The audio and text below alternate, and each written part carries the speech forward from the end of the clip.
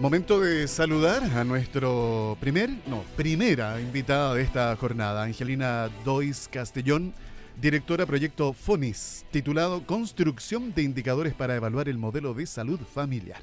Angelina, buen día, bienvenida, ¿cómo estás? Muchas gracias, buenos días. Gracias por aceptar la invitación, porque hemos venido recorriendo ya un camino junto a Mi Salud, conociendo, fíjate, estos modelos de salud familiar, en otras latitudes también apoyo de protección de salud, que tengo entendido.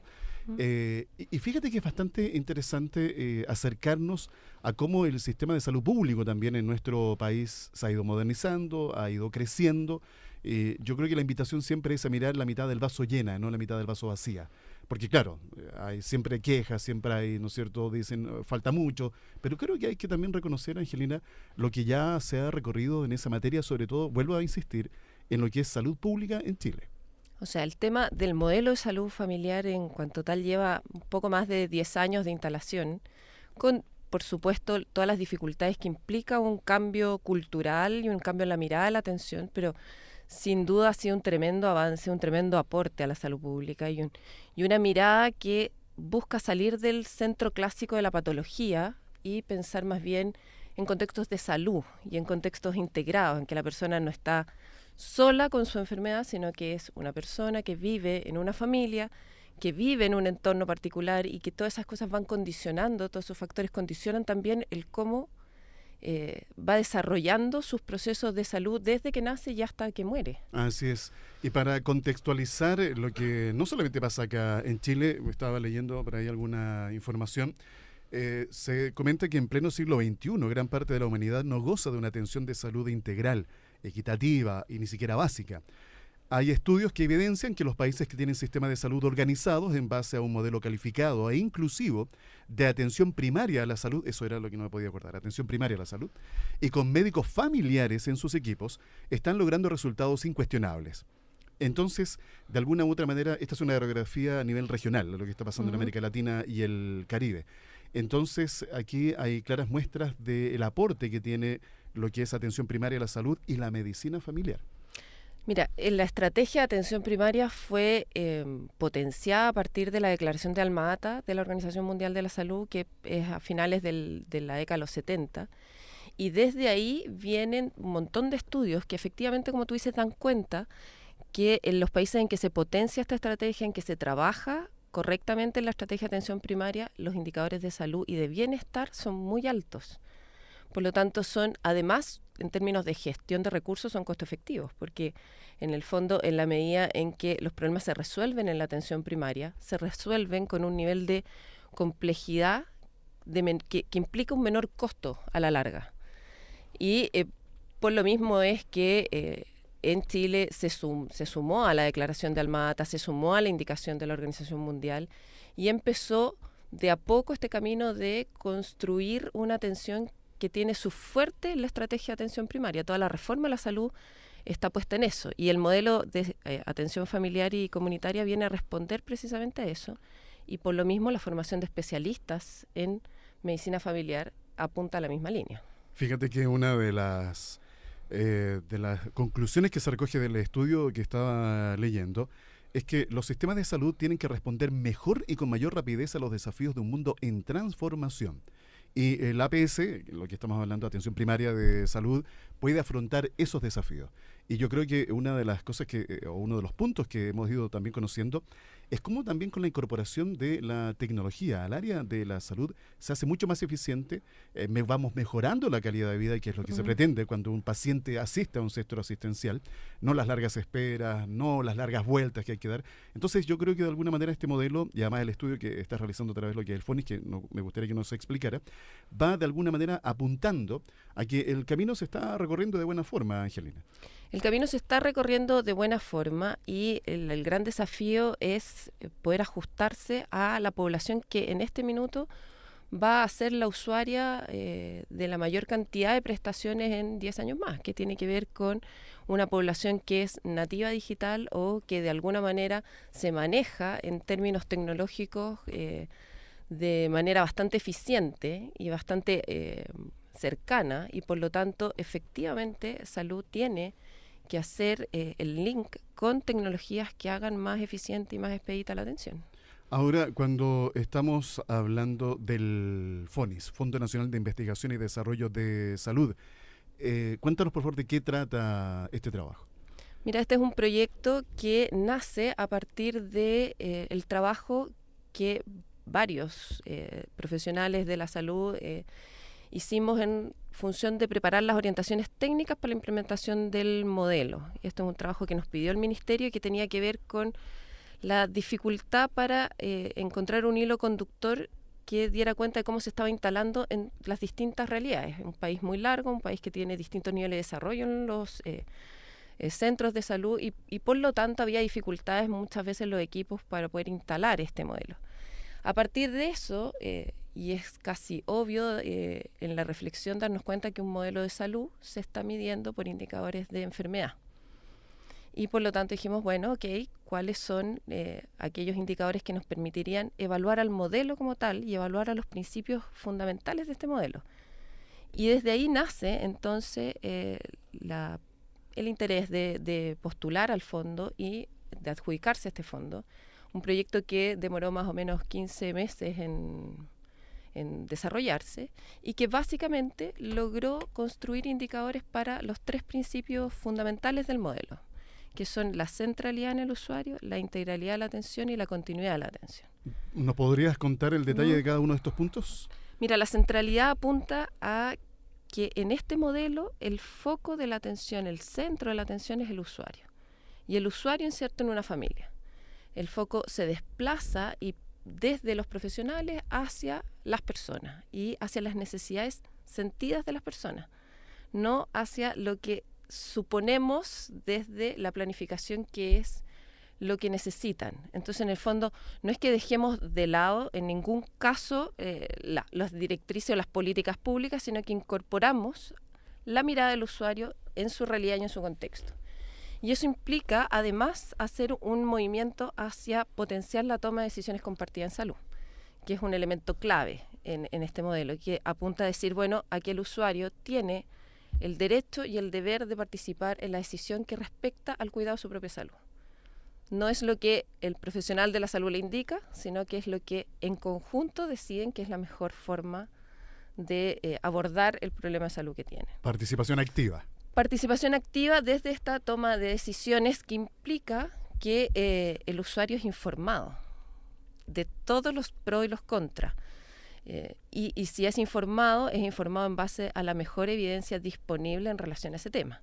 Y que el usuario logre entender lo que se le está informando. Y además que el usuario logre entender lo que se le está informando, y ese es un tema que también genera algunas dificultades, sobre todo en población mayor, que tiene mayores dificultades para comprender muchas veces algunos temas en concreto relacionados a la salud y que además está acostumbrada a que sea el profesional el que le indique lo que tiene que hacer, un rol mucho más pasivo. Por lo tanto, ahí hay un tema que tiene que ver con educar en salud a la población para que tome un rol activo y un rol más responsable respecto de las decisiones que le competen en la salud. Y ahí, fíjate, Angelina, cobra también vital importancia la participación de la familia. Cuando estamos, por ejemplo, hablando de un adulto mayor, que normalmente va solo, no sé, a un centro asistencial, al consultorio, ¿verdad? Y no tiene tal vez la fluidez para ya recibir toda la información que se necesita, que le compete. Bueno, ahí es importante que vaya el hijo, no sé, un nieto, alguien que la acompañe para que también de alguna manera se involucren en lo que está pasando en la atención de ese adulto mayor. No solamente, mira, tú tienes mucha razón, pero no solamente en el tema del adulto mayor. Este modelo de salud familiar incorpora una visión que es triádica, o sea, en todo momento la familia está incluida en la atención, porque, claro, es evidente en términos de adultos mayores con dificultades que pudiera ser necesario la presencia de un familiar, pero también es necesario en personas con patologías crónicas, por ejemplo, que requieren que toda la familia se involucre en el tratamiento. Por ejemplo, si hay una persona que tiene una diabetes, toda la familia tendrá que colaborar porque lo que los usuarios en general dicen es yo como lechuga y al lado están comiendo papas fritas. Claro. Entonces, ¿cómo lo hago en el fondo? No hay mucha coherencia ahí. Lo mismo ocurre con los niños, o sea, en el fondo efectivamente son los padres, pero probablemente son los padres y los cuidadores, que no necesariamente son los mismos, porque los padres trabajan. Por lo tanto, la incorporación de abuelas, de otros cuidadores, se hace central en esta mirada familiar de los problemas de salud. Luego está la integridad de la atención. ¿Qué significa esto? Mira, la integralidad de la atención apunta a entender que la salud no son eventos aislados, sino que va desde que la persona nace hasta que la persona muere, y por lo tanto, en todas las etapas del ciclo vital va a requerir de algún nivel de apoyo, en algún momento más, en algún momento menos, pero durante todo el ciclo vital. Y también apunta a la conexión de las distintas instituciones que van a administrar la atención de salud, y por lo tanto el poder tener redes en que la atención secundaria o terciaria o las otras redes comunales estén dialogando permanentemente con el centro de salud primario, y además incluye y hace un fuerte énfasis en la integralidad en temas de promoción de salud y de prevención en salud. No en el modelo curativo, sino que más bien en el ayudar con acciones a la población a mantenerse sana. Y aquí nuevamente tenemos que potenciar todo aquello que tiene que ver con literacidad en salud, o sea, que la persona entienda por qué es necesario y que decida hacerlo porque entiende que es necesario y no porque se lo dijeron. Exactamente. Por lo tanto, se produce una relación en estos principios. No es que pudiéramos mirar cada uno por separado, sino que están los tres interrelacionados. Y finalmente nos queda el punto de la continuidad de la atención. Esto significa que hay que hacer una atención permanente ahí. Más que la atención permanente, tiene que ver con que la continuidad de la atención apunta a esta dificultad que tienen los usuarios para poder navegar en el sistema de salud, y por lo tanto se produce algún cortocircuito entre la atención que reciben en el centro de salud, que reciben en urgencia, que reciben en los hospitales, en que hay serios problemas de referencia y de contrarreferencia entre un servicio de mayor complejidad a uno menor complejidad, y también tiene que ver con la oportunidad de acceso en el momento en que se requieren los exámenes, y esto apunta a las listas de esperas tanto de exámenes como de especialistas en otros niveles de atención que la atención primaria no puede cubrir. Y que el paciente además no puede ir por costo a hacerlo en la salud privada. Hoy día, a la luz de este proyecto, este estudio que se realizó a través del FONIS, ¿cuáles serían las principales conclusiones, Angelina?